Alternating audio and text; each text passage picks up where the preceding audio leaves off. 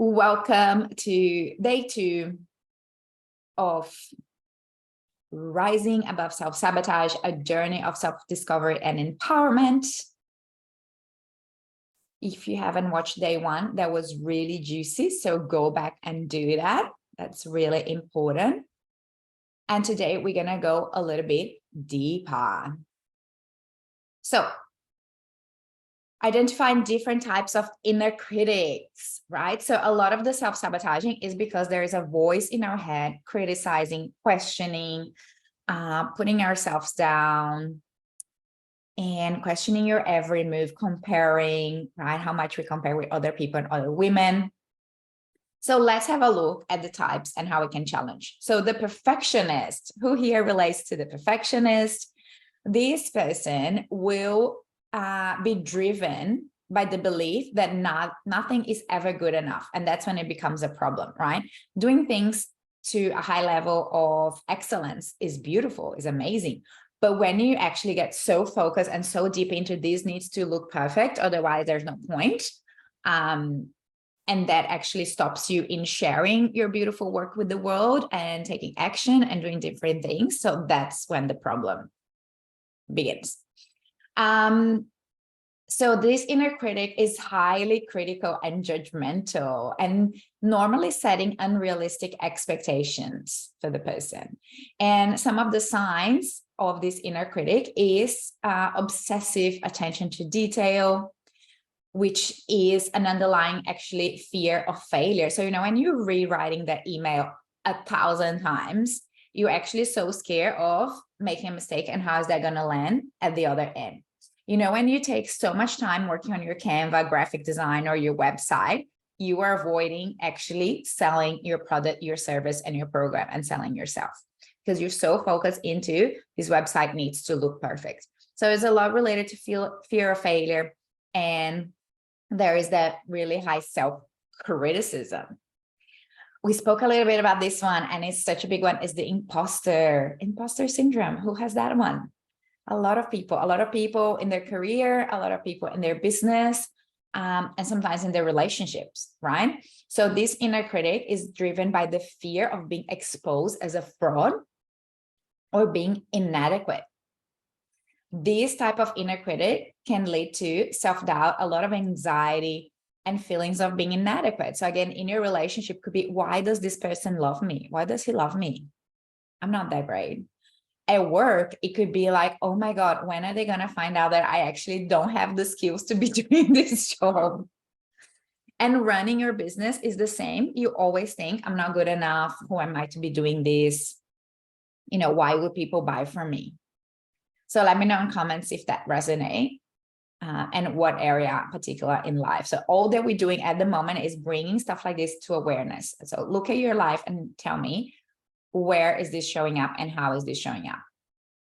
So the inner critic for the imposter syndrome includes self-doubt, fear of being found out, and minimizing one's accomplishment. Because when you're going around with that fear and anxiety, obviously it takes a toll on your health and well-being and your vitality, right? So I always link this stuff to our energy and vitality, because a lot of us are feeling so tired and so exhausted and dragging our bodies around these days. And it's because we are holding on into so much tension, right? So these thoughts, they become, when we talk about a thought creating anxiety in the body, can you imagine the impact of stress in your body? Yes. Okay, so we're getting comments. So waiting to be found out at work and underselling yourself. Okay, got it. Thank you for sharing. So which one is the next one? The procrastinator. A lot of my clients have challenge with procrastinating, not taking action, doing nothing instead, scrolling on the phone, could be using mechanisms to avoid taking action. So this inner critic is driven by fear of failure and discomfort. So it goes back to avoiding something. And the signs of this inner critic may include putting off tasks, avoiding challenges or risks, and making excuses. But again, this creates so much anxiety, right? That it's not worth it. I'm definitely not a procrastinator because I always think about what am I going to get if I do this? I get this like motivation, excitement, right? So I always look at the benefits of taking action, and somehow that drives me. Okay, next one is the negative self-talk. We spoke a lot about this, is the self-criticism, always looking for the worst case scenario, putting yourself down. And then the control freak, we spoke about this as well, being really controlling, being afraid of the world or other people controlling you. So feeling like you need to be in control all the time. This is also exhausting. Some signs may include perfectionism, rigid thinking, and fear of letting go of control. So what we're doing at the moment is identifying your own inner critic. Could be flavors of all of them, could be one that really stands out for you. Look at your life right now, right? So that's my invitation. Might have been different things in the past, but we're looking at the present moment. What's playing up in your life right now? So paying attention to what thoughts come up, what thoughts are holding you back, noticing when you're being so self-critical and judgmental. And the invitation here is for you to address that in the moment. So you can do some journaling. You can talk to someone that you trust, a friend, if you have support of a coach, mentor, or therapist, right? And start understanding where is the inner critic that is playing up for you. Where does that come from? What is the real impact?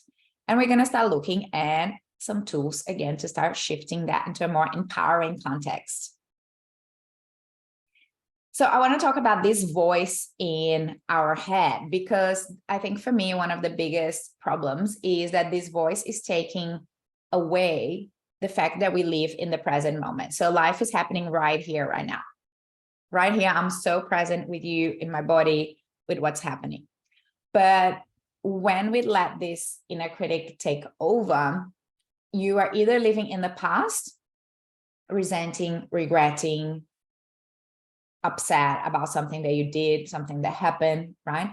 Or you're living in the future, which creates so much anxiety because we don't know what's going to happen 5 minutes from now, tonight, tomorrow, in a week, in a month, 3 months. Yes, we can set goals. That's amazing, but we actually don't know. So we don't have control. And if you're always worried and anxious and worrying about the future, you're not living in the present moment.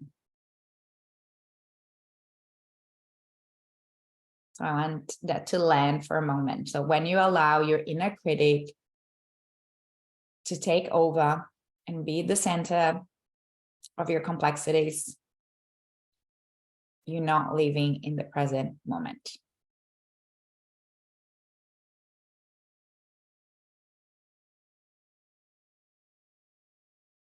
Yes. So focusing on progress over perfection. How beautiful is that? Okay, so let's have a look at the impact on our health. Like I said, why are we so tired and exhausted at the moment? So chronic stress and negative emotions can weaken our immune system, making our body more susceptible to infections and disease, right? And on the other hand, an increased life satisfaction, positive emotions, and well-being can support a strong immune function. So other examples could be when you actually, I'll get back to the good health examples, right? So when you're grounded, when you're centered, when you're empowered, you experience increase in satisfaction. When that happens, I want to tell you some of the health benefits. Reduce risk of chronic health conditions such as cardiovascular disease, diabetes, and hypertension. So when you're in body, when you're calm, when you're not trying to control things, when you know how to regulate your nervous system, there's so many health benefits, right? Better sleep, improve cognitive functions such as memory, concentration, performance. And this might be due to the positive impact of your emotional well-being, reduce stress, increase longevity, lower risk of mental health issues, and even enhance sexual health and pleasure, right? So I don't talk so much about sexuality, but I just want to take a moment to talk about this because, again, when you're caught up in your head with all this inner critic going on, the past, the future, self-criticism, how much are you actually present with your partner in the bedroom? How much are you actually present in your body to feel the sensations of touch, pleasure, cuddles, kisses? How much are you actually enjoying that moment, and how often are you going to achieve orgasm or pleasure if you are caught up in your head, which a lot of women also caught up in? How do I look? You know, my body, my physical appearance. And that takes so much away from you to actually be present with that person in that moment. Just such a beautiful, intimate moment. And yesterday we spoke a little bit about avoiding being vulnerable, right? So that's what happens. So keep sharing on comments. What are you getting? Breakthroughs, light bulb moments. This is so good for you to start moving through any of this, right? And just as a reminder, I have my upcoming program, Homecoming. We'll be learning way more about the undoing of these mechanisms and learning and tapping more into our sacred feminine essence, which is being present, being flowy, being creative, being graceful, working with our intuition, with our body, with our wisdom, and not always the rational mind. Because we're amazing, powerful women, just because we are. Let me know in the comments if you agree. Okay.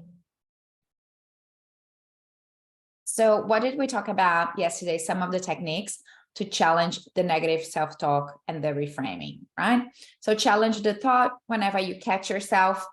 Don't get into it. Don't get sucked into that vortex of negative self-talk. Reframing. So what is the opposite of that? How can I empower myself? How can I coach myself in that moment? Practicing self-compassion. A lot of you guys had big breakthroughs yesterday, learning, okay, I can become my own best friend. I can be compassionate and loving and kind to myself in these moments instead of keep bullying myself and make it worse. Challenge cognitive distortions. So cognitive distortions was when we are exaggerating things. And I remember one of my partners, he complained that he's like, oh, when we fight, you always say, you always do this, you never do that. And that really hit me because I wasn't aware of the way that I was talking to him. And I was generalizing and making it bigger because it doesn't mean that it's always that way, right? Maybe, I don't know, there's a percentage of time. But when we exaggerate things, always, never, I'm not worthy, I'm not good enough, I'm a piece of shit. So that's very exaggerated. And we spoke a lot about seeking support. So again, working with someone that you trust, a healer, therapist, coach, having support system, family, and friends. So there is a lot that plays up in our subconscious mind. So when we do work like this, it's bringing the subconscious to conscious. So putting light into it, that's also called shadow work. Let me know in comments, do you know about shadow work? Do you do shadow work? That's exactly what it is. It's just bringing something from darkness, from the subconscious to the conscious, to light. So from that, we can start making different choices and taking different action. And most breakthroughs from my clients happen during our sessions in conversation, just like this.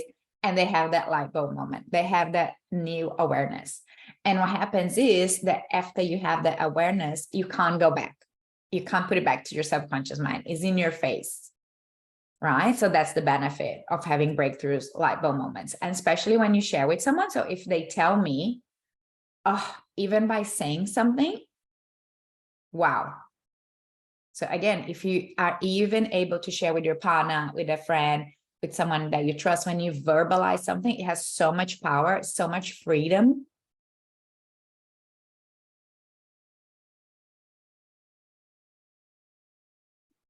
And also that's why I love mindset work. And that's why it's so important that you understand and learn how to master your mindset. So you can coach yourself, right? You don't need always someone next to you holding your hand. That's so important and beautiful to have support, but it's important that you learn how to coach yourself through these challenging situations. Because our mind, if you think about us as a machine, a computer, our software is outdated, our mind. This software is old from when we lived in prehistorical caveman, cave woman.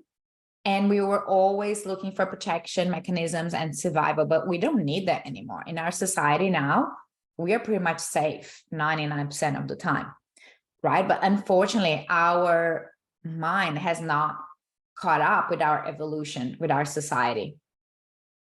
So all the ways that we self-sabotage are actually protection mechanisms, right? So our mind is protecting us from perceived danger, which is failure, being rejected, getting a no at the job interview, at the date. Does this make sense? So if you notice that time and time again, your mind is actually has not evolved and is this old software playing, trying to protect you. That's why it's preventing you from taking any action. And it's constantly scanning for danger and trying to keep you safe.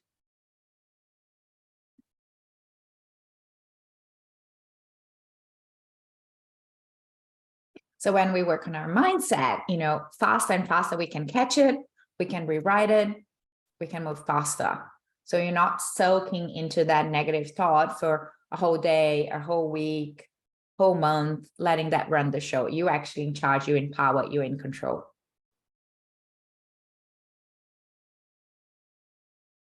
Yes, so understanding self-doubt as a mechanism, protection mechanism. Yes, makes sense. And lastly, so I spoke about the subconscious mind, the conscious mind, which is mindset. And lastly, our body, right? So yesterday, the first thing that I did was ask you to take a couple of breaths, close your eyes, and allow your body to communicate with you throughout the session. Because again, every single way that we spoke about self-sabotage so far is in our mind, isn't it? But the mind creates the feeling that stops us. So the mind creates the anxiety, the depression, right? The fear. So if you think about your thought, create your emotion, which creates your action, which a lot of the time is not taking action. So that's why I love also talking about embodiment practices, somatic practices, how to move from our head, our busy monkey minds, into our body, our heart, our womb space, our sacral chakra, our gut feeling, our intuition. I live a lot my life based on my intuition. And, the first thing that my brain says, oh, that's not possible. Don't do that. That's silly. And I'm like, shh, shh, shh. My gut told me, and I'm going to follow that. So let me know in comments how often you actually listen to your intuition and how often you take action, just knowing and trusting that that's what's there for me. I do believe that my higher self is communicating with me through my body. The universe is communicating with me through my body. And my monkey mind is just challenging that, right? Because it's trying to keep me safe and protected.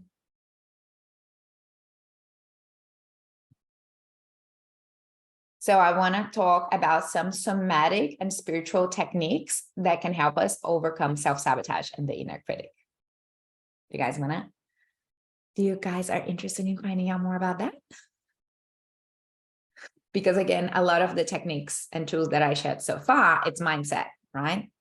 Catch the thought, have the awareness, reframe it. That's all mindset.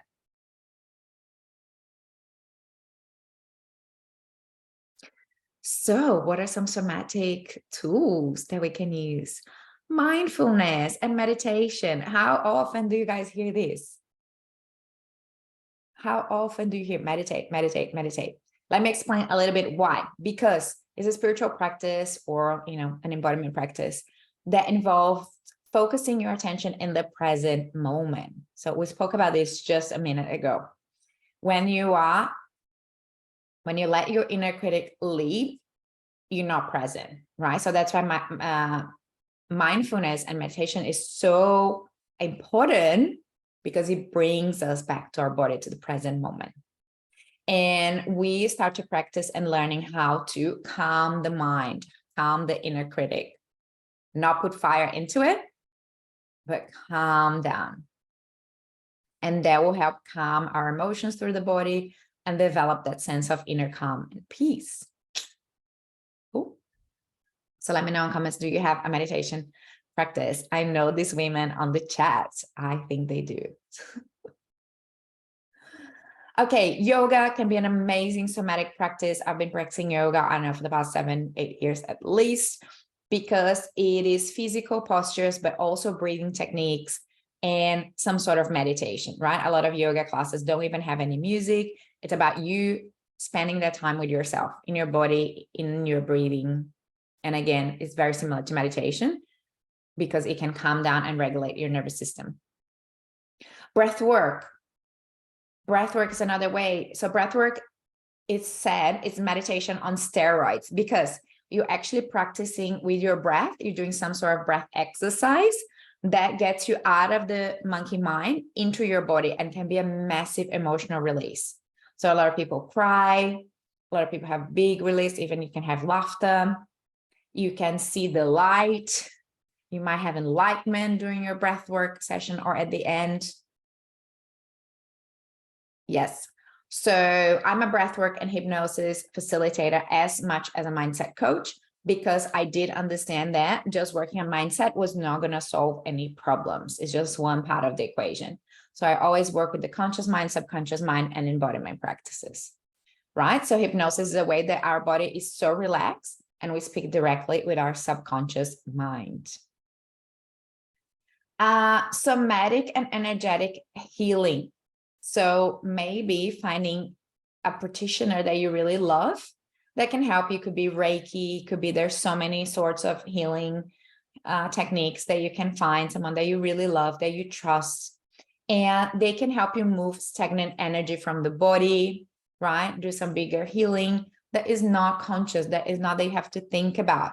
So you might be holding into tension in your body from these emotions.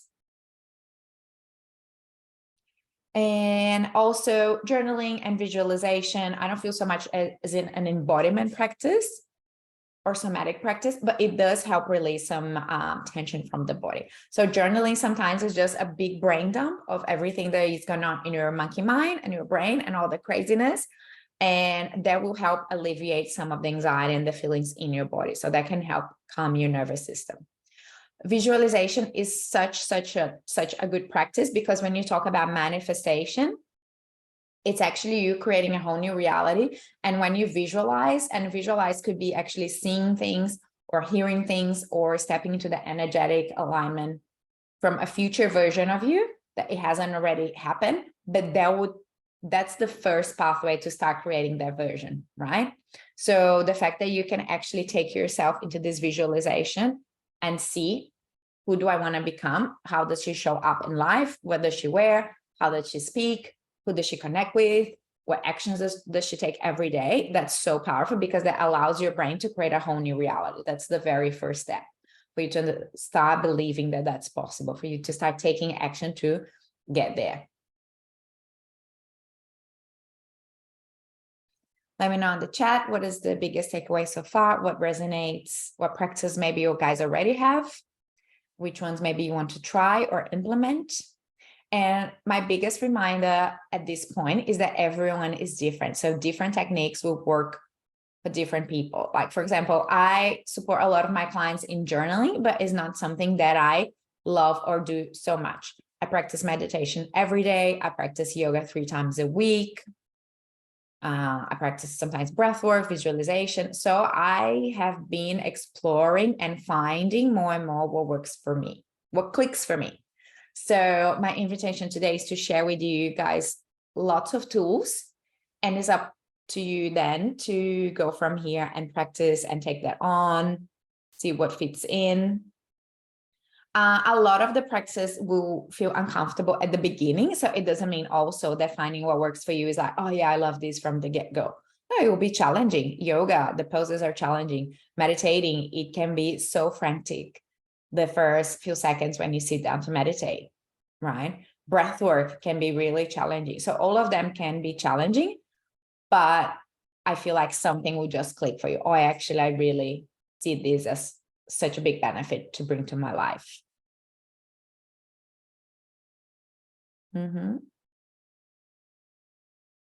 Amazing. So how do I bring this to my day-to-day life then? Identify your needs and your priorities.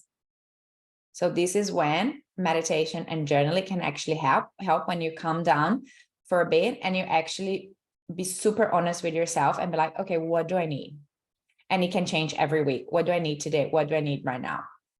Could be a walk outside, could be meditation, could be going for a swim, could be a hug from my partner, could be words of affirmation from my friend.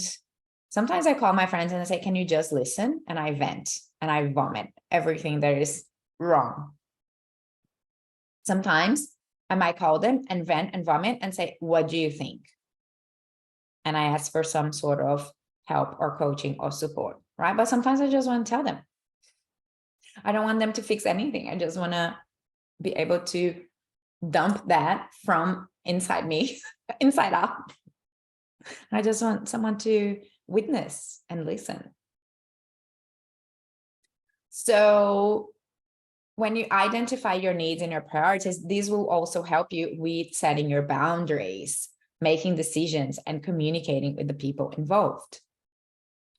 So regarding boundaries, learning how to say no, it's huge here as well to understand what works for you on day to day. And sometimes it's actually letting other people know that you're not available for a meeting. It's actually asking your partner, can you do the food shopping because I can't today? Can you do the cooking? I'm not available for that. It could be saying no to events and parties. It could be saying no to opportunities. So again, I invite you to learn how to connect with your body in these moments, because where are you saying that no from? Is it from your self-sabotaging and from your brain that finds 50 reasons not to go? Or is it from your body saying, actually, that's not in alignment for me? Actually, I feel tired. I want to rest. So similar to what I just said, identify what works for you, which practices work for you, what works for you that day, that moment, that week, that month, and stop comparing and stop, comparing and thinking, oh, I should be doing what Lahaina is doing or the other person. And I always tell my clients as well, my friends, I'm such a morning person. I like to wake up before 5, I meditate, go to the gym.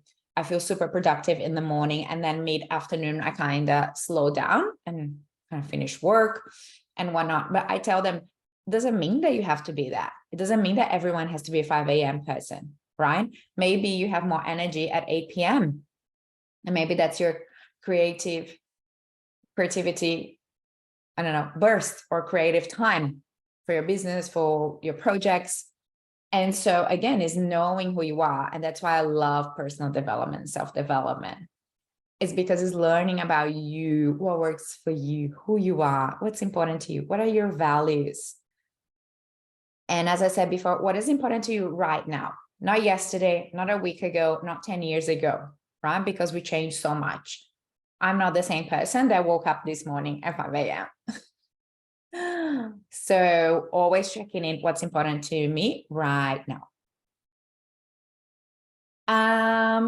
Make self-care a priority. So I also work a lot with my clients around boundaries and around prioritizing yourself. So as we saw yesterday, a lot of the self-sabotaging sometimes means putting yourself last, right? So people pleasing, other ones that we spoke about. So making yourself and your self-care a priority, it will take you so far.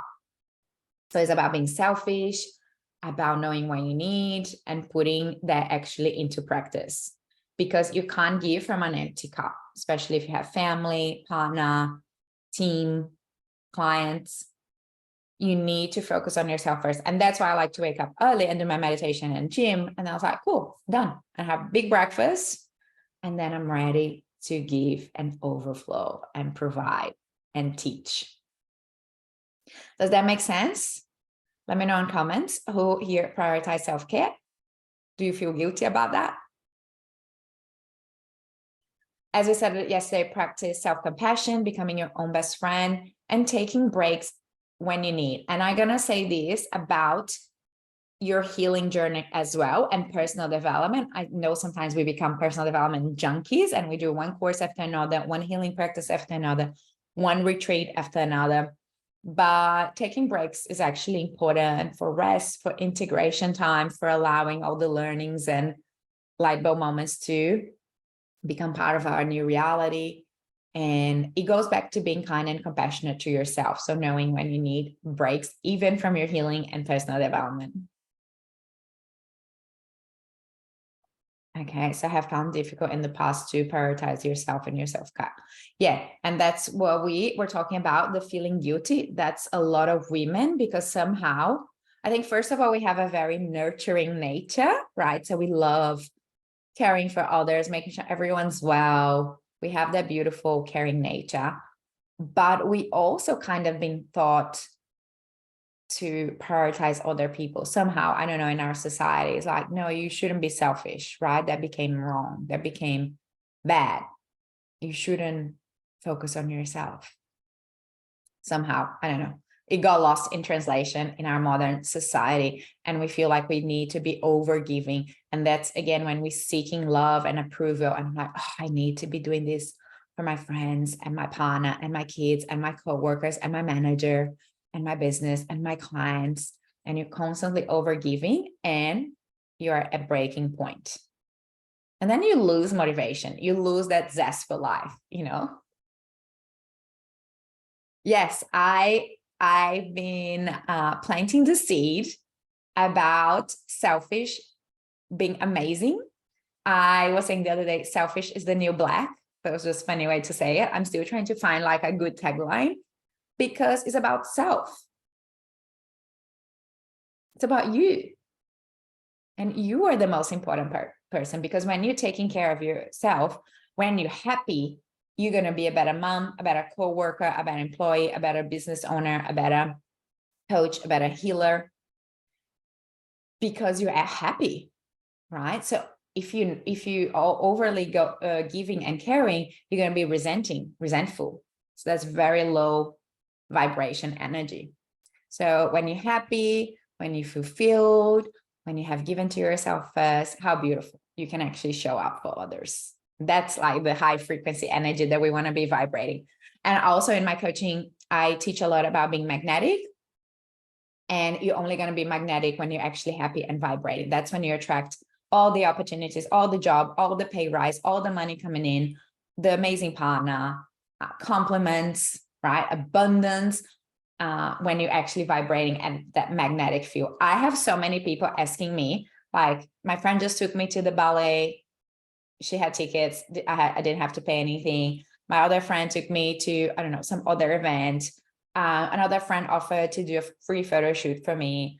I always have people inviting me to do things that I don't have to pay and I don't have to do anything, because of the way that I vibrate. So I think, first of all, people want me close because it feels good, but I feel really abundant because people are always literally just, you know, giving me things or inviting me for things.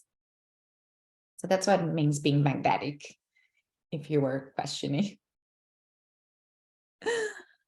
Okay, let's move on, because there's lots of content, I think. I'll put some journaling questions. Okay, we're moving on.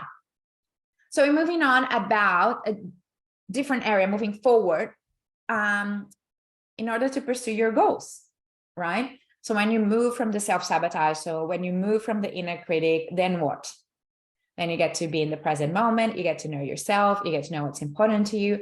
And then setting goals and having things to look for is so beautiful and so important. It doesn't mean that you live in the future, but you do have something that you are working towards, if that makes sense.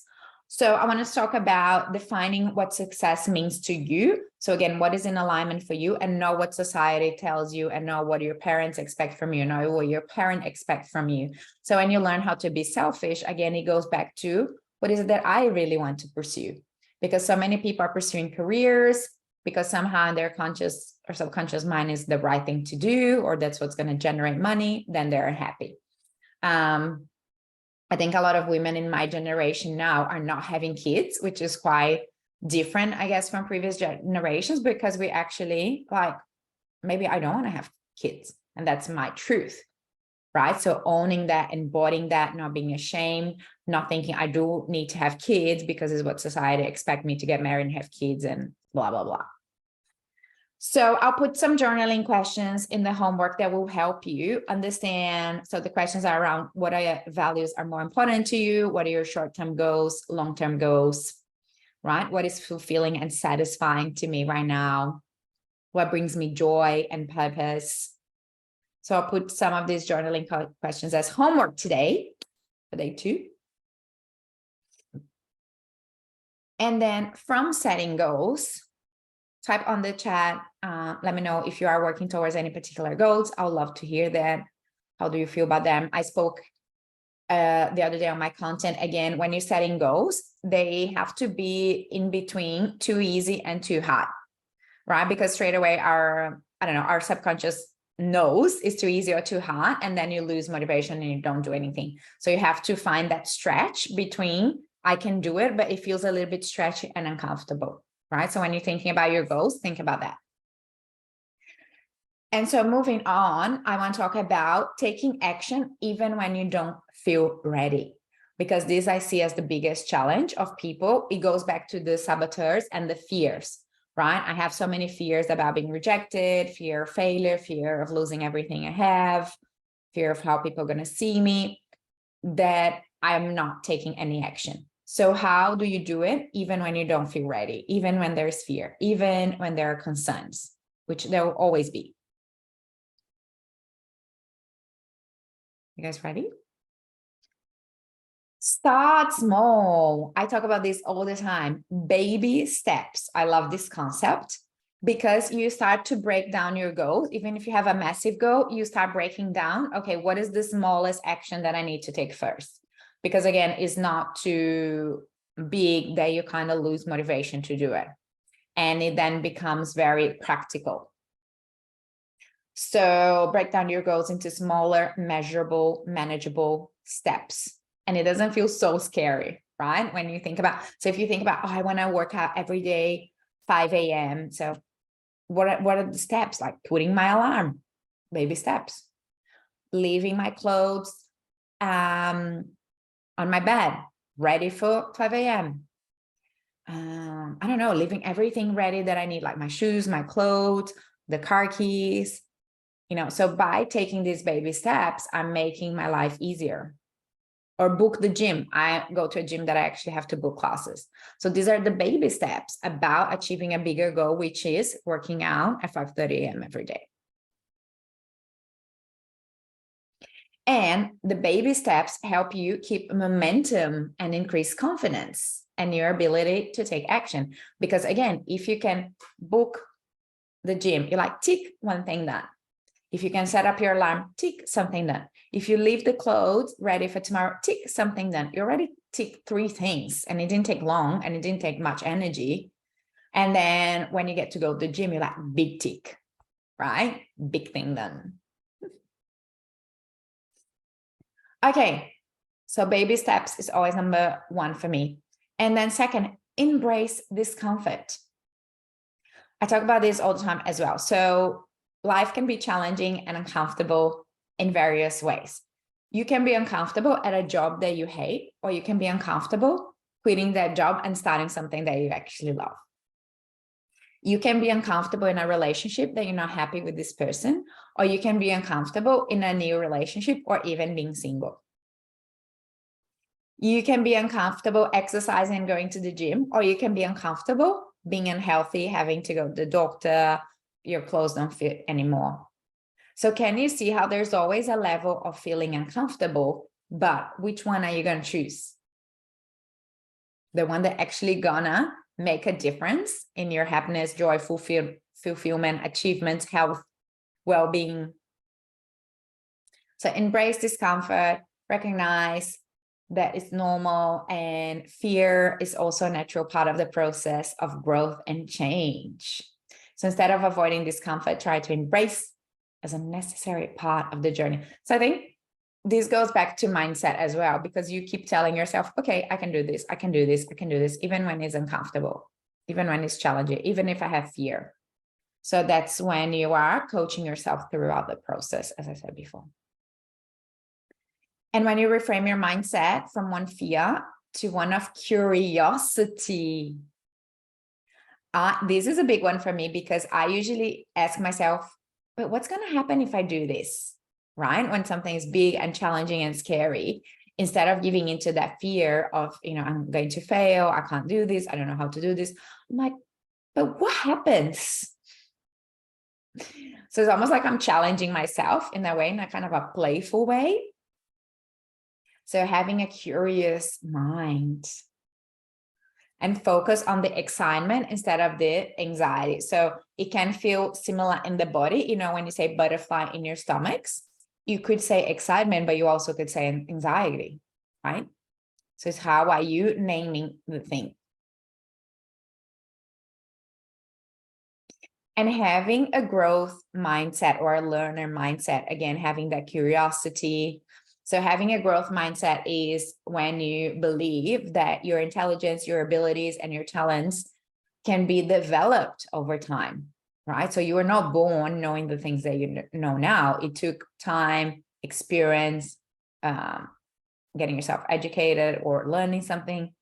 And you can also improve through dedication, hard work, and learning. So again, if you have imposter syndrome, it's coaching yourself through the process and being like, I'm learning throughout this process. I'm getting better. And that's why I love talking about confidence and taking action, because we always get better at something that we practice, right? I was so afraid of driving until I started driving. And now I can drive eating a burger. I can drive singing to the song in the radio. I can have a friend next to me talking to them. But it took me courage and practice to build the confidence that I have today. So people with a growth mindset see failure as an opportunity for growth and improvement rather than a setback. I love this. So setting realistic expectations, I already spoke about this. So again, in between is too hard and it's too easy. What's going to be a little bit of a stretch? That would be kind of like a realistic expectation for you, right? You can also put dates, numbers, more of like tangible information to it, right? So if you, instead of saying, I want to lose weight, well, how much? I want to exercise, well, how many days a week, for how long, every time? I want to get a pay rise, well, how much? By when? So as much as you can add dates, by when, how much in numbers, more details, how you want to feel, all of it.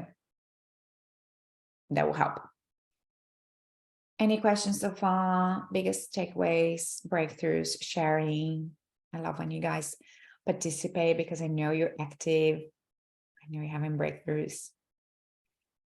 Okay, so when we talk about taking action, even despite fear, I want to talk about resilience. So building resilience and learning how to bounce back from setbacks. Okay, so I already spoke about having a growth mindset. So understanding that failure is part of the process. Again, it's similar to selfish. Why did we put such a bad rap to the word failure? Because failure, nothing more is than feedback. You did something, it didn't go the way you wanted, consider failure, try again. You can adjust the measures, you can adjust the action that you're taking, you can adjust your mindset, you can take inventory. Okay, what did I learn from this? Right? And then you can, learn and improve. And this is life. So can you see how you can start changing your mindset on how you see things?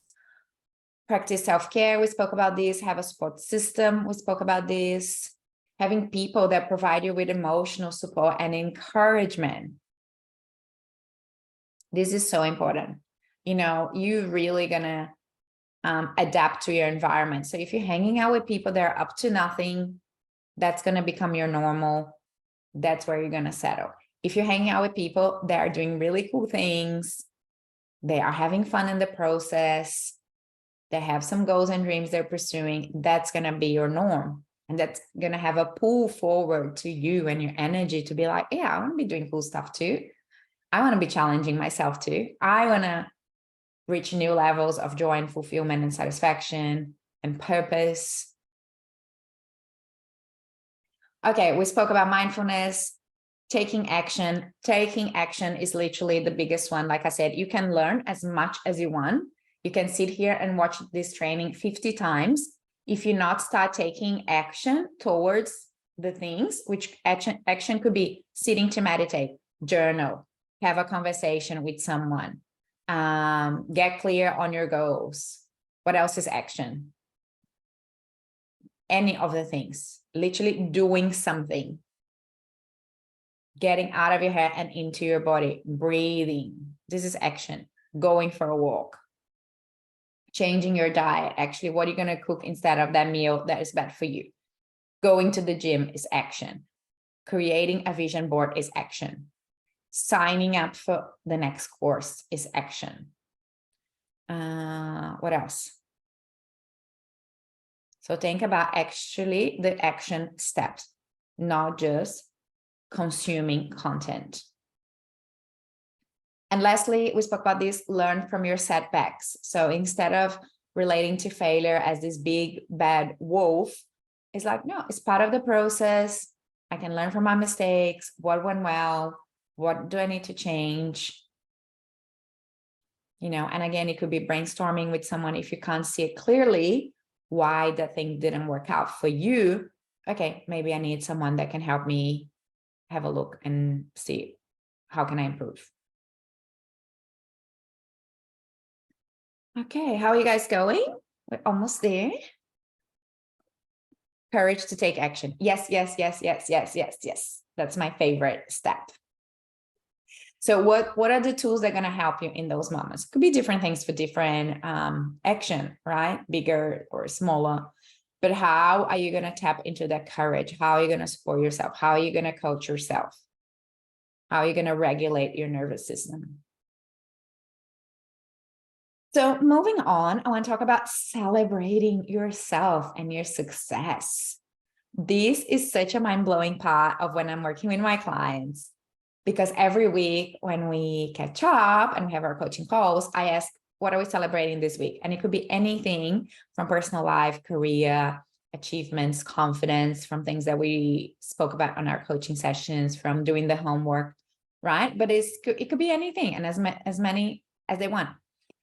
And my clients get so mind blown about actually celebrating themselves and their milestones and their mini milestones. Because again, if you look at the self-sabotaging and the inner critic, is all about, I'm not doing enough. I'm not good enough. This is hard. I'm not smart enough. I'm not skinny enough. I'm not pretty enough. Imposter syndrome.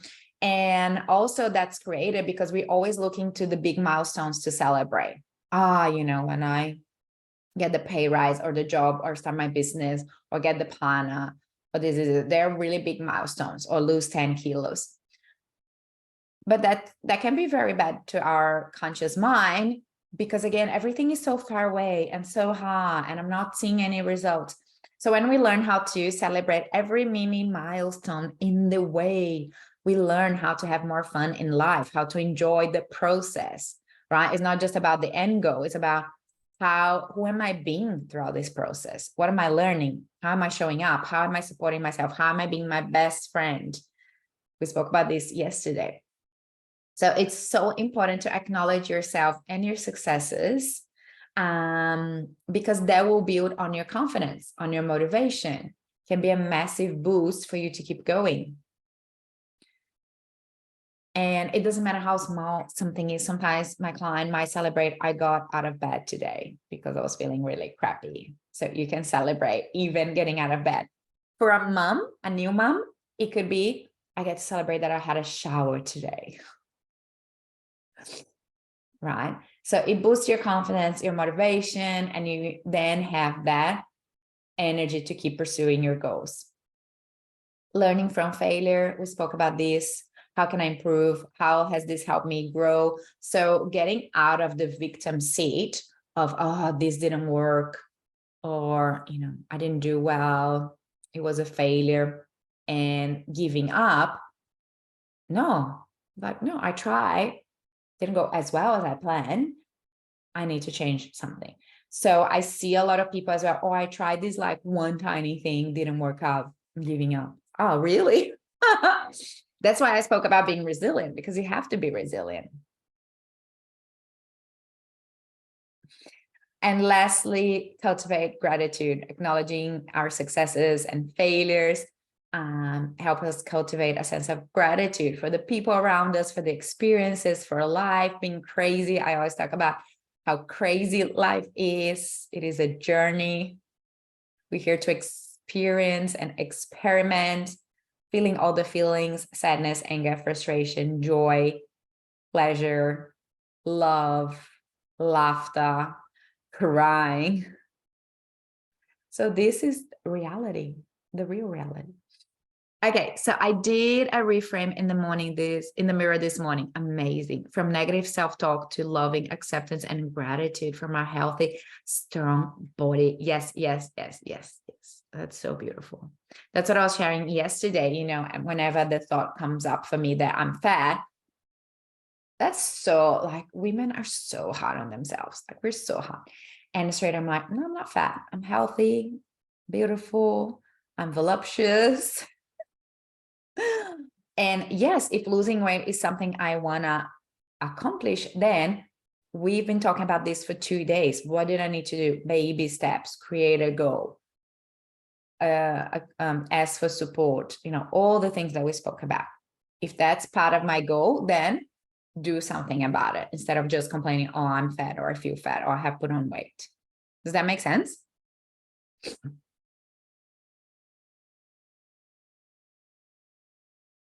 So there's homework for day 2. I'll post the journaling questions and actions to take on the group. I'd love to hear your biggest takeaway on the chat in the next couple of days after doing the homework. And we are completing our 2-day. I am so grateful for you and our time together. I had a great time. I hope you had also. I hope you have learned and look into your life and acknowledge some things that you're ready to change. And we can create a plan, a strategy, a roadmap to tackle these things, right? With love and compassion and support. It doesn't have to be that hard, and you don't have to do it all alone. As a lot of women, so brave and independent, I can do it by myself. No, we can do it together as a team. So I'll love you and leave you until next time.